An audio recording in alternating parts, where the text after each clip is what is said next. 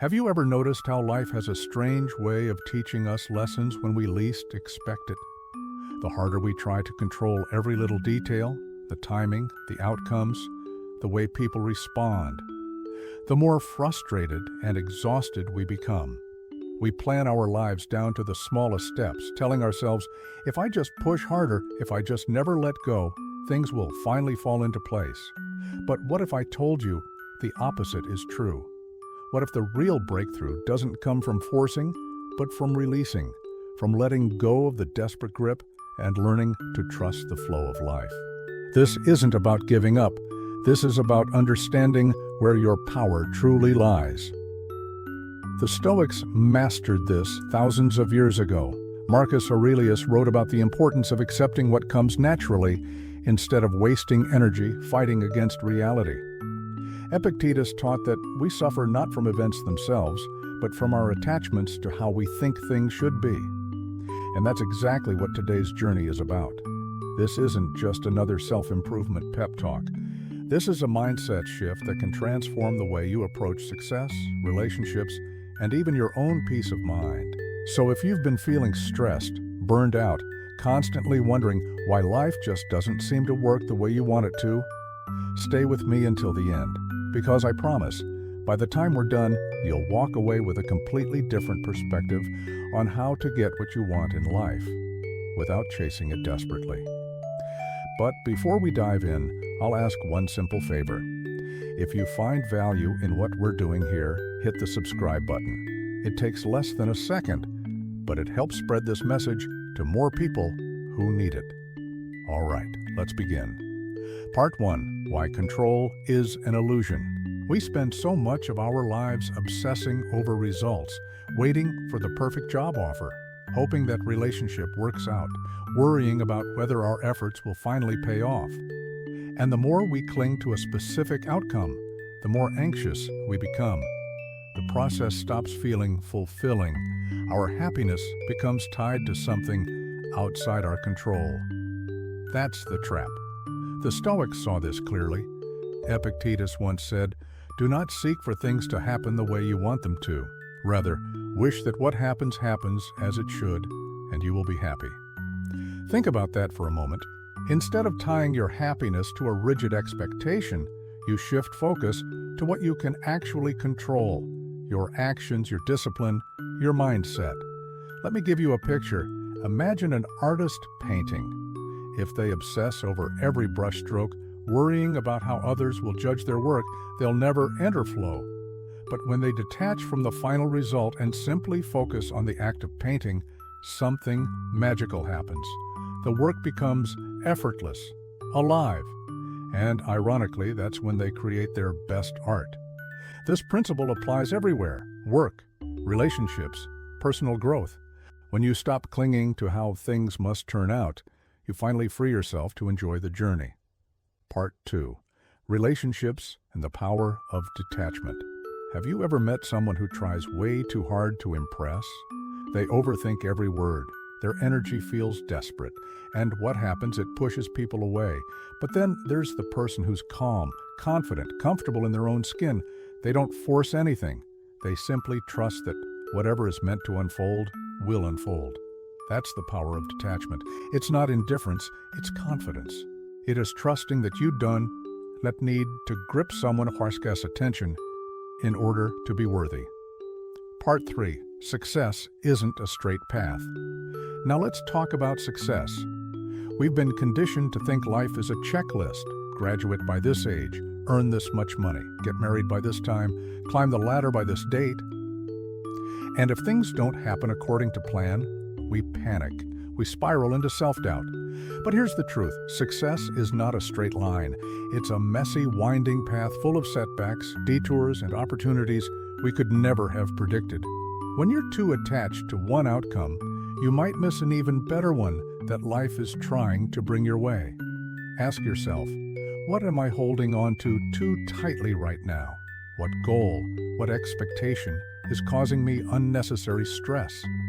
And then imagine, what would happen if you loosened your grip? Not giving up, but trusting that whatever happens, you'll adapt. You'll be okay. That's detachment. That's freedom. Part 4. The mindset that changes everything. Life will never stop throwing challenges at you. Some days everything flows effortlessly. Other days it feels like the universe is against you. The difference between people who crumble under pressure and those who thrive isn't luck, it's mindset. Psychologist William James once said, "The greatest weapon against stress is our ability to choose one thought over another." This is what the Stoics taught. You don't have to believe every thought that pops into your head. You don't have to let every storm define you. Instead, you can reframe situations. Step back. See things through a different lens. Imagine this. You're struggling at work. Mistakes pile up. Your boss is on your case. The fixed mindset says, "I'm failing. I'm not good enough." But the growth mindset says, "I'm learning. Every mistake is a lesson. This pressure is shaping me." See the shift? Same situation. Completely different outcome. The Stoics believed that every challenge is an opportunity to practice virtue, patience, resilience, wisdom. Seneca said, "Difficulties strengthen the mind, as labor does the body. Every struggle is training. Every setback is a rep in the mental gym." Part 5. The patience problem. Let's be honest, patience is hard. You put in the effort, you've done everything right, and yet nothing seems to happen. The world has trained us to crave instant results, fast food, fast information, fast success. But real growth doesn't work like that. Epictetus once said, "No great thing is created suddenly. You can't force a tree to grow by pulling on its branches. You can't force life to give you what you want before the time is right." Imagine a young artist chasing recognition. They pour their soul into their craft, but the world doesn't notice. They can quit in frustration. Or they can trust that every piece of work is preparation for something greater, even if they can to see it yet. The truth? Life doesn't move on your schedule. It unfolds on its own rhythm. And when you stop fighting that rhythm, you free yourself from a huge burden of stress. Part 6. Desperation versus purpose. Here's another trap. Chasing versus attracting. When you act from desperation, your energy is scattered. Fear drives your choices. Fear of failure, fear of missing out, fear of not being enough. But when you act from purpose, you move with calm, with clarity, with patience. Imagine two people job hunting. The desperate one applies everywhere, panicking over every rejection. The purposeful one knows their strengths, crafts thoughtful applications, trusts the process. Who gets hired? The one who acts with confidence, not fear. This applies to relationships too. Desperate love suffocates. Confident love attracts. Aristotle called it eudaimonia, living with purpose, not chasing external things, but aligning your actions with your values. Part 7. The freedom of letting go. Now here's the paradox. The harder you try to control life, the less control you actually feel. Epictetus said, "Freedom is the only worthy goal in life. It is won by disregarding things that lie beyond our control." Think about that. Real freedom isn't about managing every variable. It was about letting go of the need to manage what was never yours in the first place.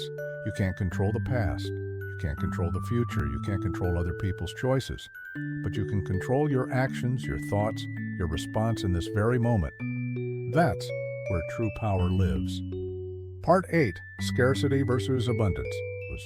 Why do some people seem to attract opportunities effortlessly, while others grind endlessly with little to show? It's not luck, it's mindset.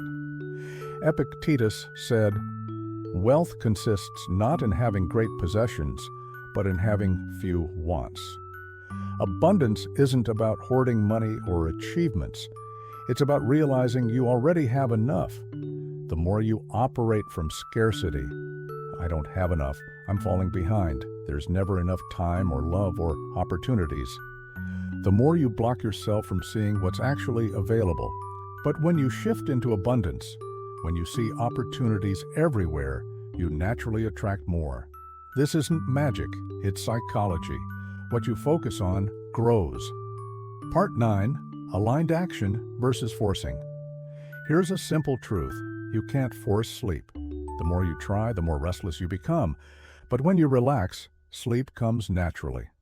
Success works the same way. Seneca said, "Effort and patience will achieve more than force and anxiety." Think of a farmer planting seeds. They prepare the soil, water it, give it sunlight. But after that, they wait, they trust the process. They don't dig up the seeds every day to check if they've sprouted. Life works the same way. You take aligned action, then you let go. Marcus Aurelius wrote, "Do what you must and let what happens happen." That's wisdom. That's alignment. Part 10. Bringing it all together. So let's recap. Life isn't about controlling every detail.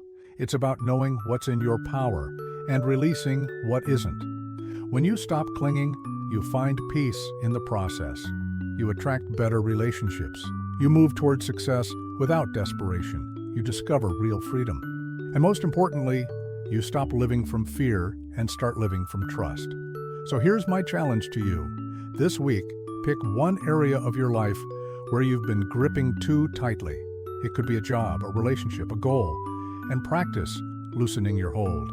Remind yourself, my power is in my actions, not in the outcome. Take the step, do the work, then let go. Trust the process. Because when you stop forcing, life starts flowing. And if this message resonated with you, there's another video on the screen right now that will take you deeper into Stoic wisdom. Click on it, keep learning, and remember, your greatest power lies not in controlling life, but in mastering yourself. Thanks for being here. Thanks for supporting Quiet Lanterns, and as always, I'll see you in the next one.